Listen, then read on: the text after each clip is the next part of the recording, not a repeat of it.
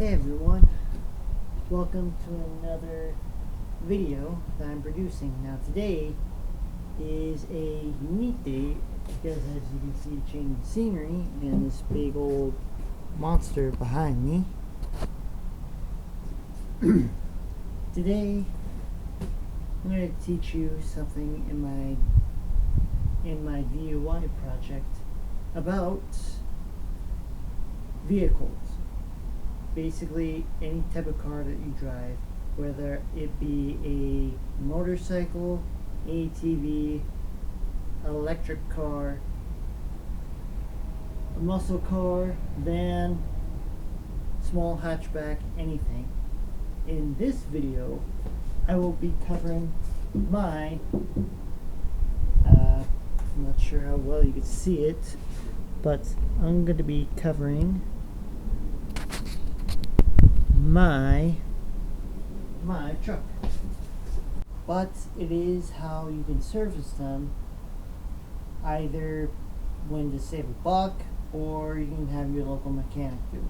But if you're up to the task of taking care of things yourself, then you come to the right place. If you like the way that you're doing it, then disregard this entire video. But today I'm going to be showing you on my big old beastie, because it is time for this. It's time for my Bronco's oil change. And in this video, if you have something like a 94 or older or the same year of American built trucks or anything in that year, I will be showing you on this model how to do an oil change for the first time, or if you have already done so before. And as always, like and subscribe to my channel, and let's move on with today's video. Okay, so today we are working on a true classic 1994 Ford Bronco. And in today's video I will show you how to do work on one of these things. But first, a list of items down below. You're going to need a funnel, oil filter, some shop rags, a catch container, filter pliers, and some wrenches. All these are going to be vital to your work that you're going to be doing. Now, when you get everything that you need to, I will show you how to work on one of these. And we start with in the cab. You go in the cab and you find your car's hood latch, which mine being on the door here. Give it a good pull and you'll see it in the hood. Once you see that hood come up, you close your door, go to the front. Now most cars have it underneath here, but mine has it in the grill, so I'm going to try to see if I can do this with two hands. So I'm going to be placing you right here, and hopefully you get a good look. So again, most cars today, it'll be right here, but mine has it in the grill. So what I do is I push down on it, undo the latch, and just basically throw it the rest of the way up.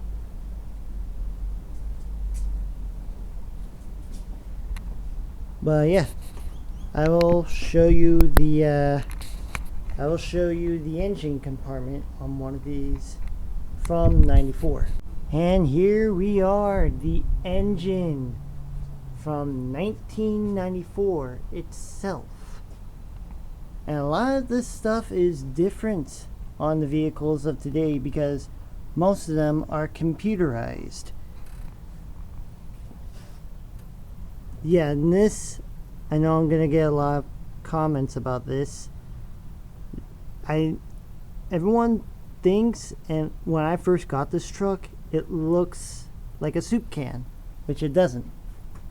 But I got a new belt, alternator, a new radiator cap and all that.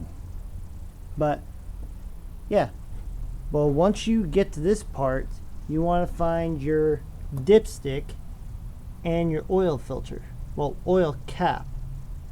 But also you want to find your oil filter, which is that not sure if you can see it.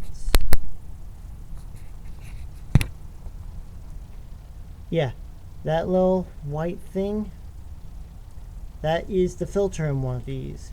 Now I'll show you how to get to that in a moment, but right now, if you don't want to do this step and you want to do it later, just pop that loose, pop your oil cap loose.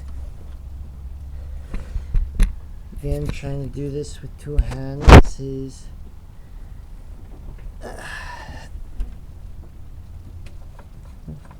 for me, I popped the dipstick tube and the oil cap loose. So in my understanding, almost dropped the camera, that once those two have air in it, the oil will drain more quickly. Now I'm not sure this is an actual theory that I'm working on, but it's a theory that I come to know. But about all that, when it's said and done, let's move underneath the car so we can do this oil change properly. Alright, now that we're underneath the vehicle, let me show you where everything is. So that drain plug right there, I'm not sure you can see it on camera. Yeah, that is my drain plug. And then up there, if I can just point this thing up, somewhere up there is my oil filter. I'm not sure how well you can see that, but up there is my oil filter. And believe me, this ain't an easy task to do while videotaping. So I'm just gonna do the work real quick and then probably do something like a time lapse this time, and I'll probably explain it further. But enjoy the first time lapse that I'm ever going to be taking.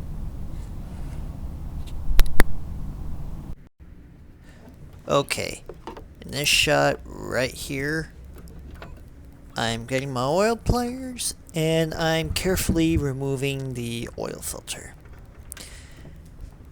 This has proven a little bit more tougher task because vehicles built in '94 took the Ford Tough to mind, because today's trucks have just like a CV axle across the front, but mine has the original front differential control arm for the front axle, and it's a solid axle compared to the ones back then.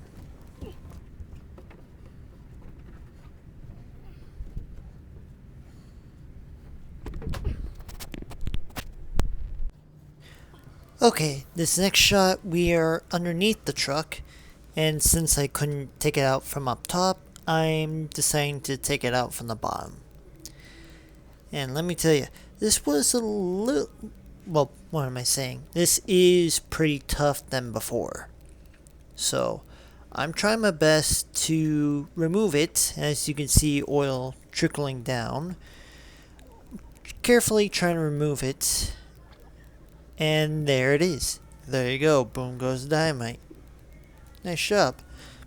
So, I'm going to let that leak out for a bit. And I'm going to be grabbing my ratcheting wrench and taking off the drain plug.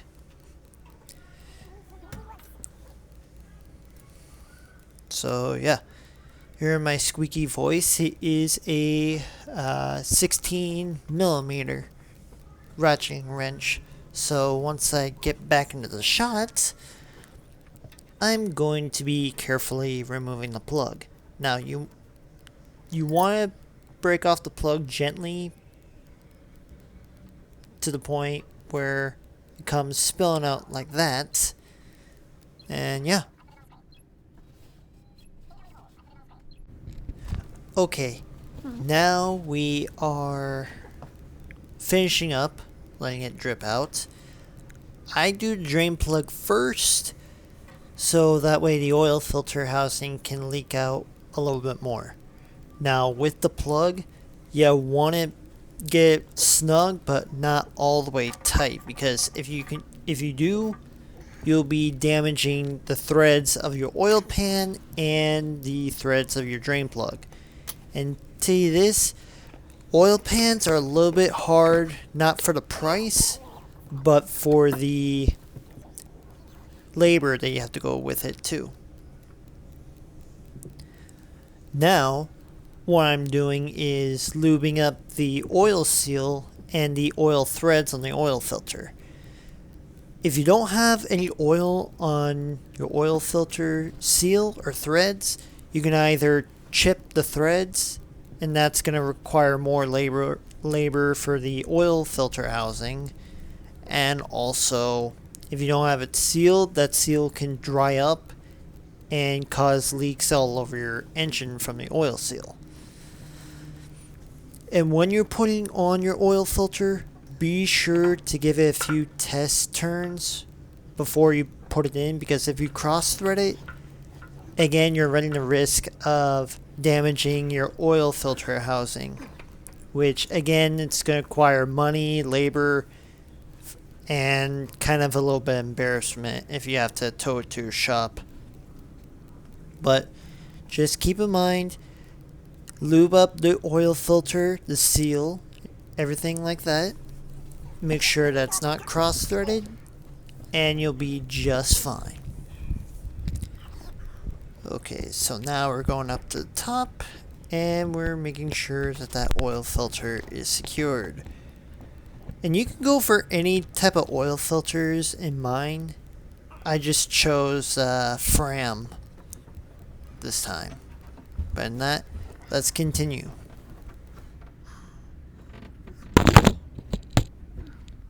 Alright, we'll be right back. Okay, after a little bit of a struggle getting the oil filter on, because again, my axle sits right below that, you're all good. Now, which goes on next step, filling up the beast. And as I position you, now a lot of manufacturers will say like your car takes this or it takes that.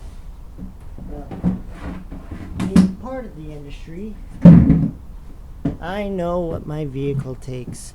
So what you do is move the oil cap, put your funnel in there. Now the oil I partnered with today in this video is Castrol high mileage and Pennzoil. Now notice that they're the exact same weight in different oils. My truck takes approximately 6 quarts of this, well 5 quarts I think. The reason is you fill up the big bottle first, then you go with the other bottle next. So carefully you pour it. It comes out like this. I know on camera it might look a little bit different, but just bear with me.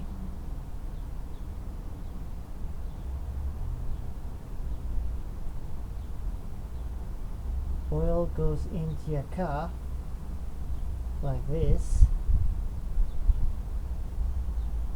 And this is a 5-quart bucket. And you want to have your catch pan below just in case anything goes wrong. Okay.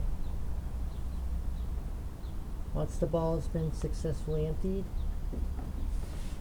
move it out of the way. Grab your cap, always.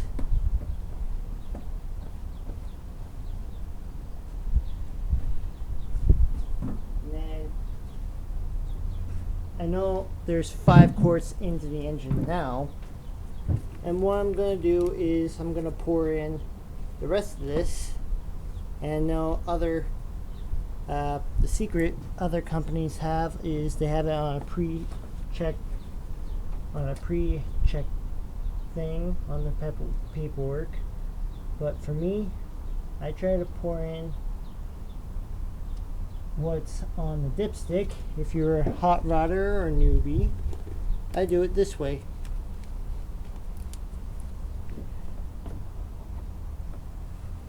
So get the oil put in. You take your cap. Well, you take your funnel off, put the cap on. Put your dipstick in, and then you're ready to start. But just keep in mind, if you don't have your oil cap on or the stick in, I can care less if the stick wasn't in, but if your oil cap's not in, or your filter or your plug not in, it's going to cause a mess, and plus it'll cause extreme damage to the engine. Now, with that in mind, we're going to check this thing real quick to make sure that it has enough oil in it to start.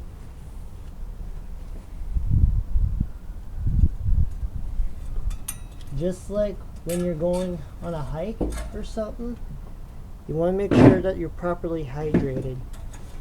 The reason I say that is you don't want your vehicle to go too high or too low on oil. Because if you do, if it's too high, it'll cause leaks throughout your entire engine block. But if it doesn't, and if it's too low, you'll burn out all the seals and everything that needs to be properly lubricated in your engine, which could cause your engine to break down.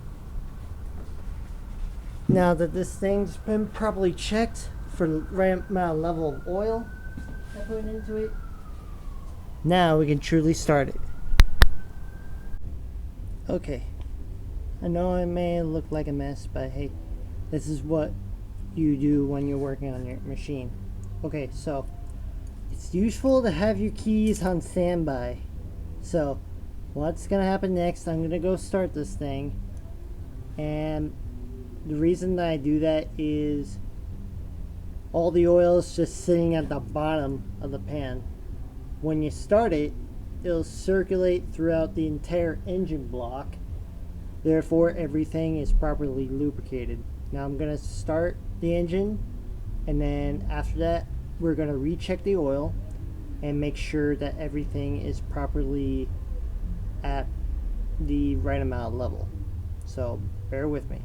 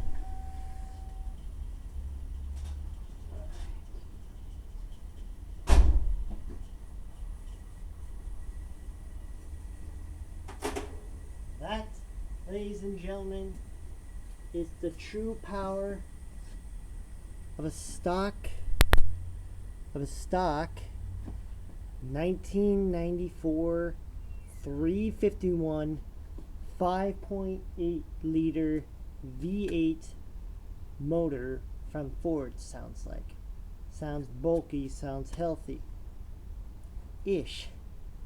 Hey, I know it's an old boy, but I love my old boy. Ain't that right, buddy? They don't make these anymore. Cast iron engine block. It can pack a punch, but today's engine blocks, they're made of aluminum or a stronger type of metal for a reduced amount of weight. This, however, straight from the factory of Michigan at the Ford plant, or one of the plants here in the United States or other countries, depending on if it's right-hand drive or not. Full cast iron, 4-speed automatic transmission. They don't make these anymore, which is high grain collectibles. Now, other vehicles out there that are like this, like the new 20 to 23 Bronco Sport, or the newest 20 to 23 Ford Bronco V6. I don't have that much of an opinion on them, but they're, I don't know, they're okay-ish, but it doesn't compare to the original, because my model is the Gen 5, which is the last model that they made, but except for the concept model that came out, I don't know, probably 2005-ish. But yeah, these 94s all the way up to 96 were the last of the Gen 5s that they built, and the newer ones that you see on the road today are the Gen 6 of Broncos. And I'm not going to go into that because I'm pretty sure you can find out the research about them themselves when you go on the internet later. But anyway, let's check the oil. So the reason I stalled that amount of time is to let the oil go back into the engine block oil pan, and not be on the stick right away, but it'll be on it when you pull it a couple of times.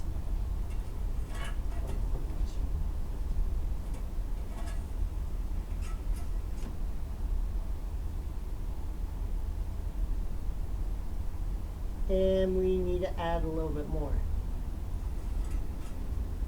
So again, you take off the oil cap,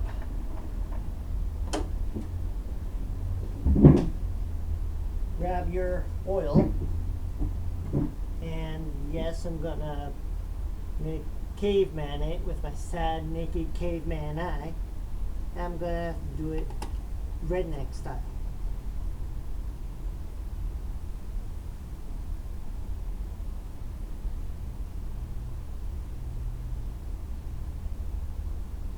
Okay, that's gotta be enough.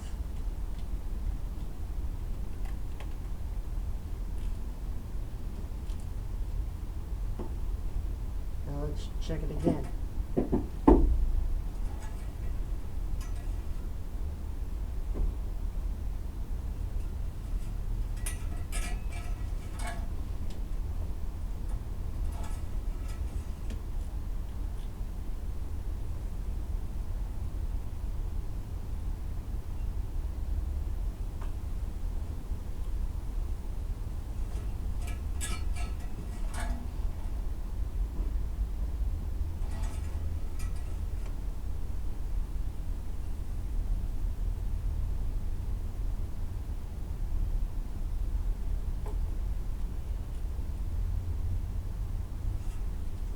It might take a couple of tries to get it exactly right.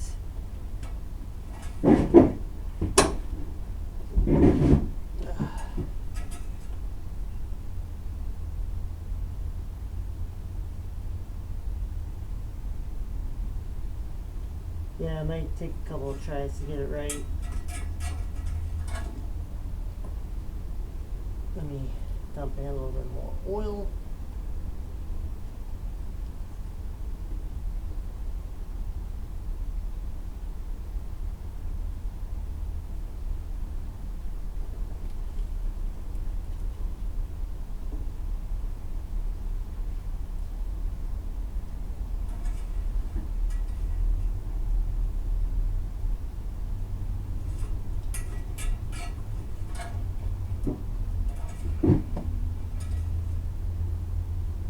And survey says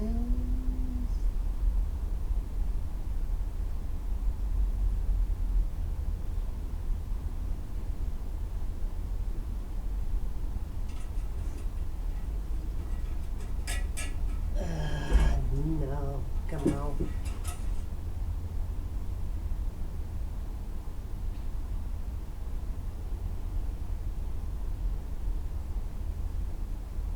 I say we're good, folks.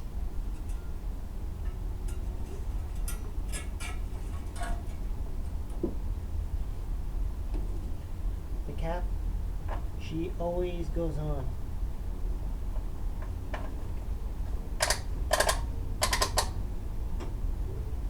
Once you hear a click, she's all tightened up.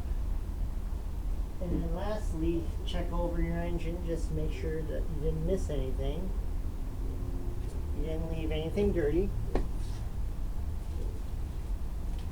Peel off your gloves if you have them.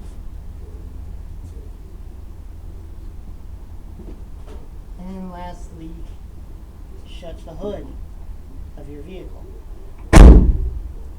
Then you're all done. So yeah.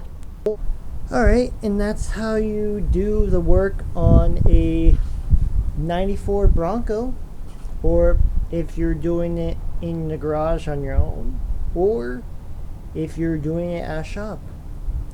And yeah, if you see me wearing this onesie, that means I'm either doing work on my truck or my car out there, or any of the vehicles that we have in our fleet. We did on my brother's car yesterday, but I won't go into details on that. But yeah, that is the work done on my truck for today. So it's going to be running for the next 3,000 miles. So I'm going to be updating the sticker, that little sticker, if you could see it, the white sticking out. And I will be updating that for the next 3,000 miles. So this thing's good for another couple of miles. But anyway, that's my video for today. If you like what you see, please go down to that subscribe button. Click or tap the thumbs up button. That would truly help. Like and subscribe. Your comments are always appreciated. But then, at the end of the day, that's my video for today. So yeah, if you like what you see, again, go down, hit subscribe, and I'll see you in the next video. Alright, thank you to all my subscribers. And it's gonna be my one last thing. My goal is to reach 25 subscribers, because I'm turning 25. So yeah, I've been on this channel for the past 2 years, so yay. Anyway, like, comment, and subscribe. Thank you very much, and I look forward to seeing you all in the next video. Okay, later.